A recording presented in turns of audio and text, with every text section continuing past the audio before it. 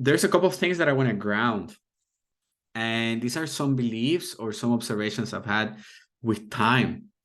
And that is, first thing is that we don't realize how much time we have at hand.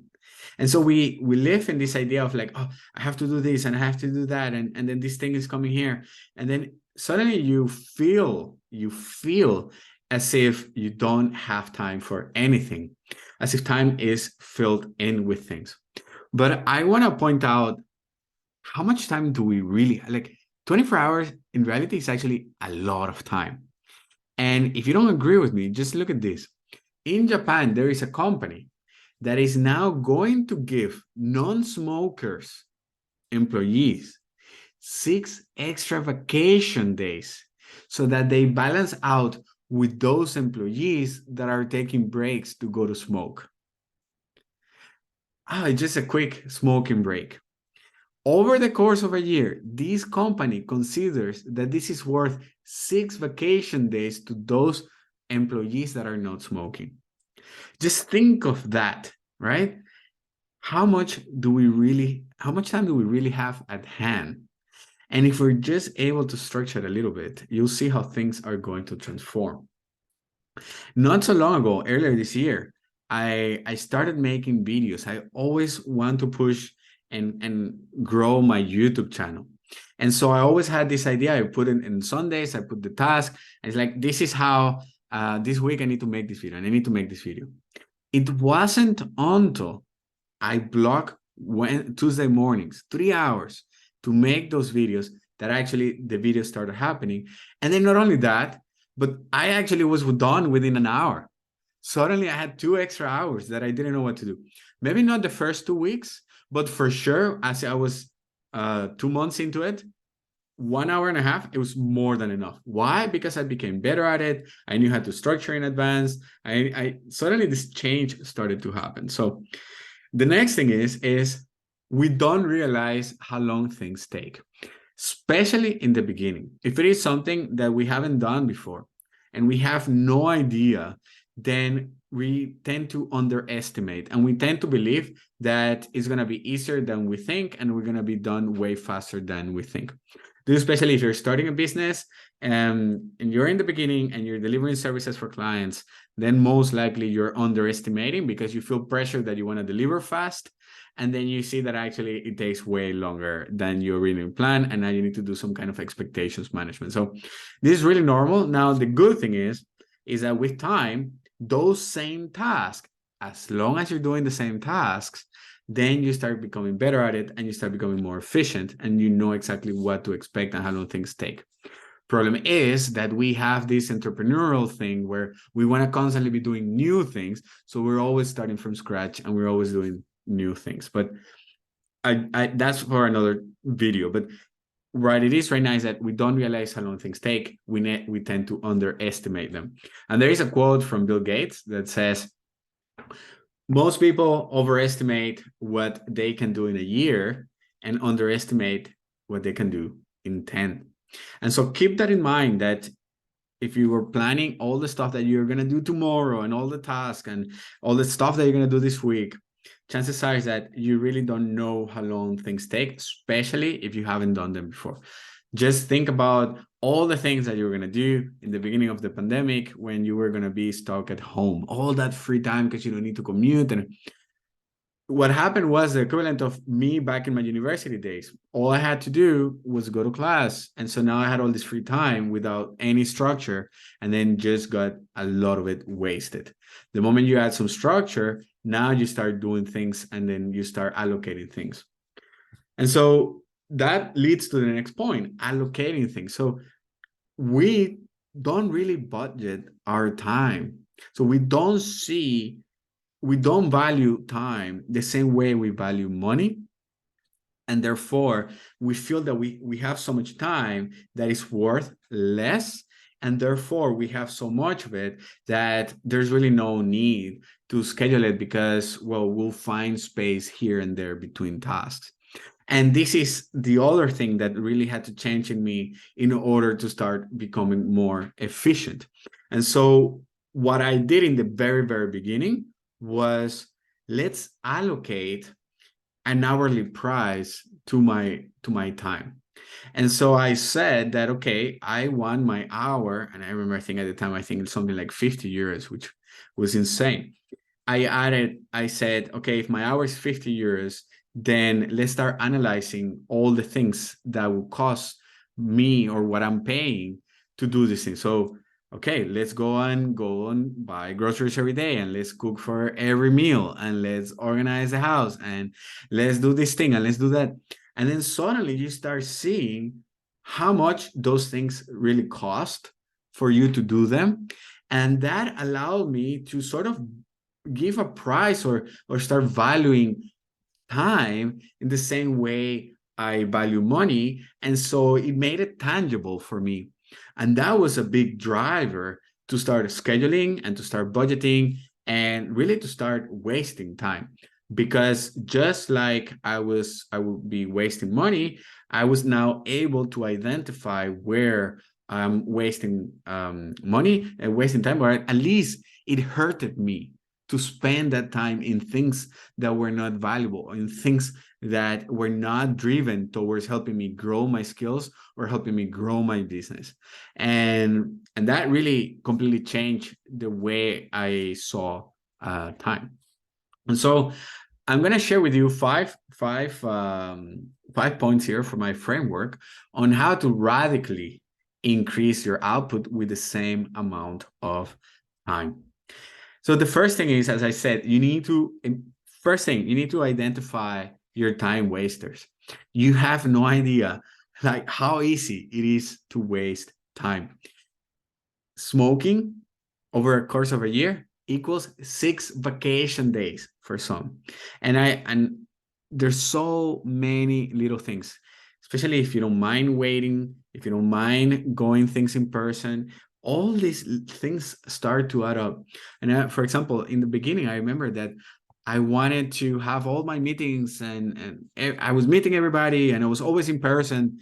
And you don't realize the time that you're wasting to go there. And actually, if you really need to even meet when something could be an email, I mean, I know that you have already that experience with meetings, but this goes even further when you have no control because you are the boss, and then you don't know what you need to be doing to run the business. And so you waste a lot of time.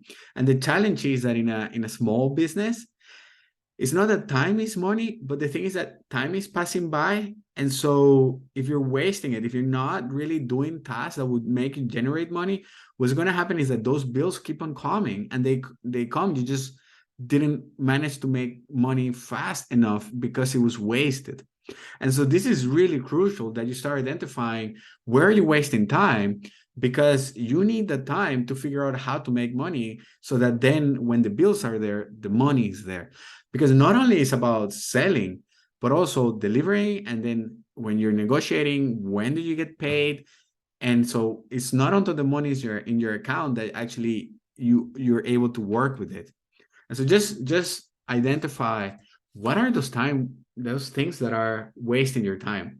Obviously, your phone is going to be a big thing. YouTube, all that content crap that is just distracting you and that it takes you in different directions.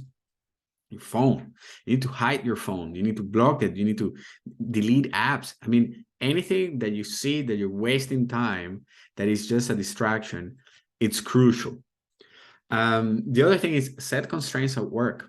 And this is something that has helped me most recently because I started having this thing where for a while, because of my schedule was changing, I stopped using or organizing my time and creating constraints. And so what happened was that I would just go to the office and I'm like, okay, I'm here the whole day, so I'll do as much as I can of everything.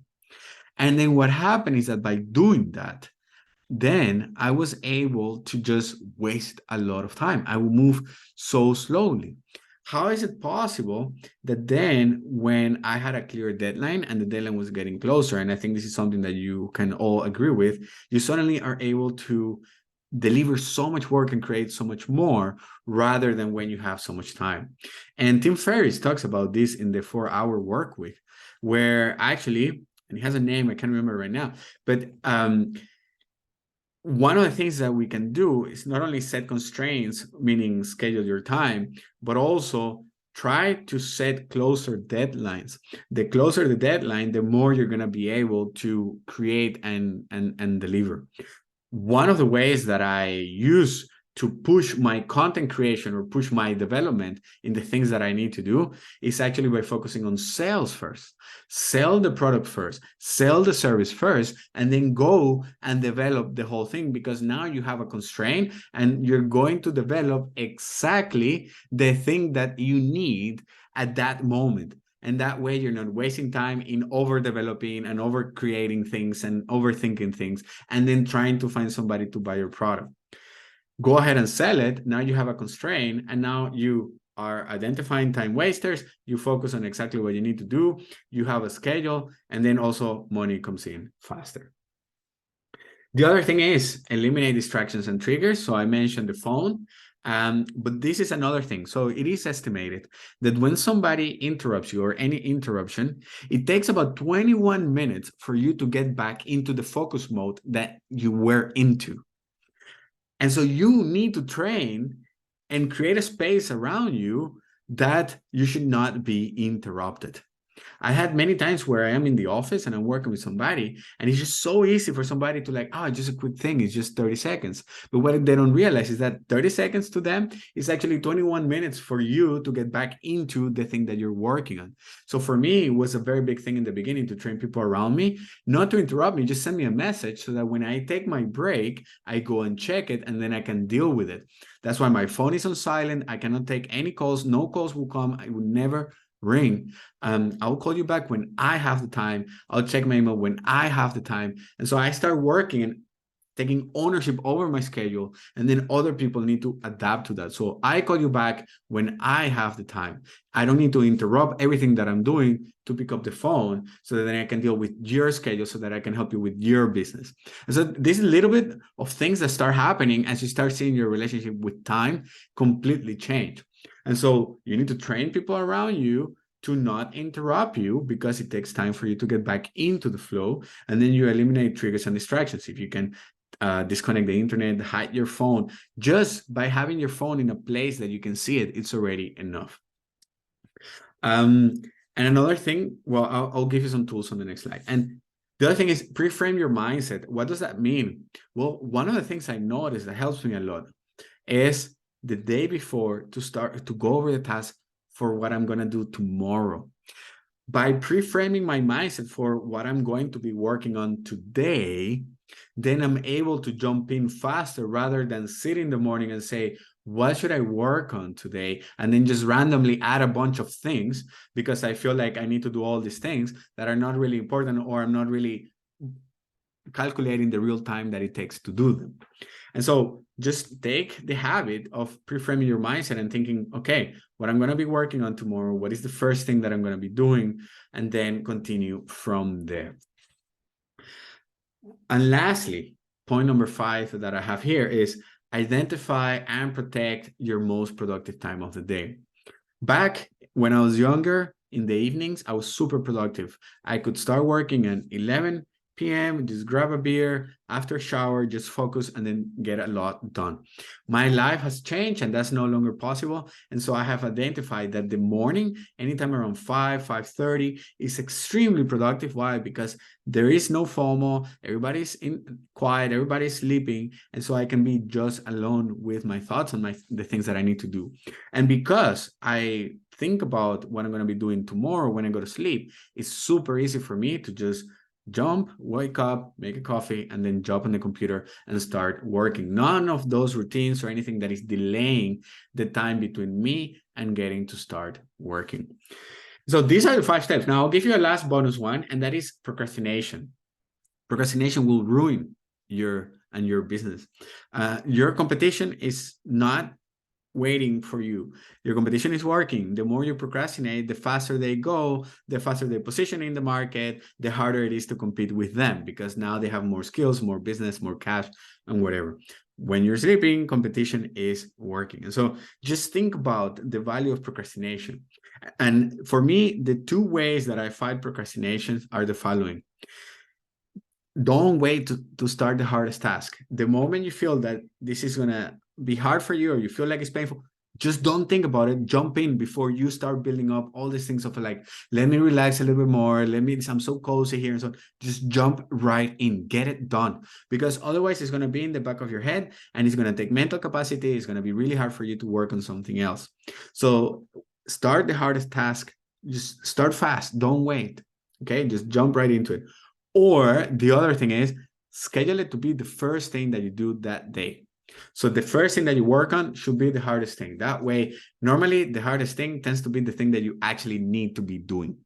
And so that way you make sure that you actually get to do the thing that you need to do. And that way you can move forward.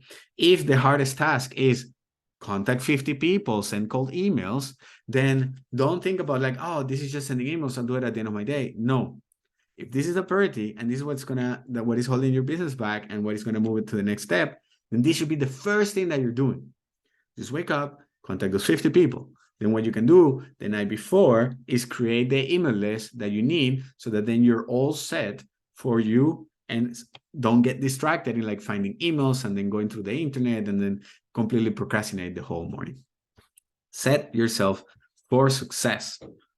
So how do you take this? Well, make lists and take notes. There's been incredible amount of times that I work with people and they don't even take a notebook and they don't take notes. And so I'm not saying that you do this, but in case you do, build the habit of taking notes. Build a list, okay?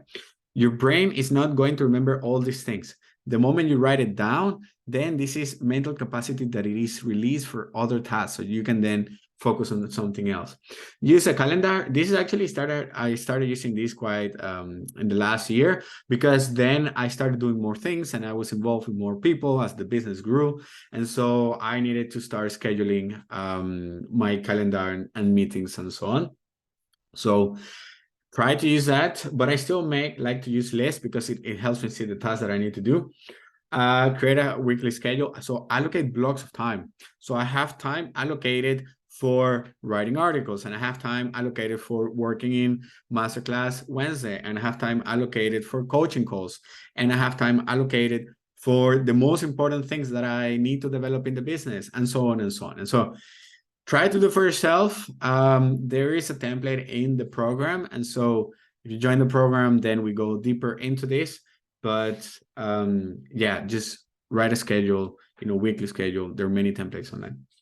The other thing is you could use Pomodoro, which what it does is that it gives you blocks of 25 blocks focus time, and then you have a bit of a break, and then you continue. There are many tools online for Pomodoro. I've never really used this, but I've seen people that are actually, this works really good for them. One way that you could track things, and this is what I like about the phone now, that it tells you the time that you're spending on different apps. And then if you see that, okay, let's say, for example, in Instagram, if you're consuming content, if you're not producing, that's time wasting. If you're producing content, you're generating content and you're answering and being active there, using it as a business tool to grow your business, then that's a different story, right? So Pomodoro will help you limit those things and then focus on the time that you need to do. And one thing that really helps me get in the zone and be on the flow faster is either white noise. Actually, for a while I was listening to a lot of thunderstorms, believe it or not. There's a lot of YouTube playlists on this, 10 hours thunderstorm or something like that, and that would really help me focus because it's sort of like white noise, this repetitive noise. Or if I have a short deadline, then something like a drum and bass or fast beat music really helps me get in the zone. And then yeah, disconnect from the phone, the internet, hide the phone. There were times where I wouldn't touch my phone until 3 p.m., especially now with the whole thing of working from home and so on. I leave my phone by the bed and it could be 3 p.m. before I actually touch my phone, especially once I'm on the flow and I know exactly what I need to be working on and the things that need to be happening. And I have sort of seasons where I'm hustling in, then that works really good. But in order to maximize your output, there are two more things, and these are the most powerful things that you can do to increase it. Delegate tasks or split them. Like if you have a partner, you shouldn't be both in the same meeting. There's no need for that. Like you should allocate who does what and then focus on that.